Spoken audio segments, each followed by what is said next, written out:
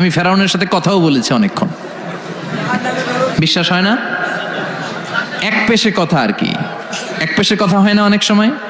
মাঝে মাঝে আল্লাহরে বলি না, আল্লাহ রে এত কষ্টে আছে তুমি দেখো না।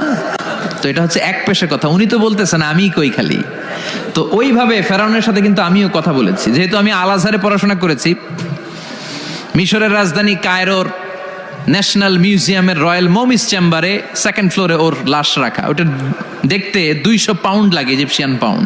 যেহেতু আমার কাছে আল আজহারের কার্ড ছিল, ইজিপশিয়ান কার্ড, তো আমি ওই কার্ড দিয়ে ফ্রিতে ঢুকেছি। অনেক আশা ছিল যে ফেরাউনটারে দেখব। ওই বিশাল রয়্যাল মমিস চেম্বারের ভিতরে ঢুকলাম, ঢুকেই দেখি ফেরাউন শুয়ে রয়েছে। যাই বললাম, হেই ফেরাউন, হোয়াটস আপ ম্যান, কেমন আছো তুমি? অনেক জ্বালাইছো আমার নবী মুসারে, তোর এত বড় কলিজা বুকের পাটা হলো কি করে তুই আমার নবী মুসাকে ধমক দিয়েছিস?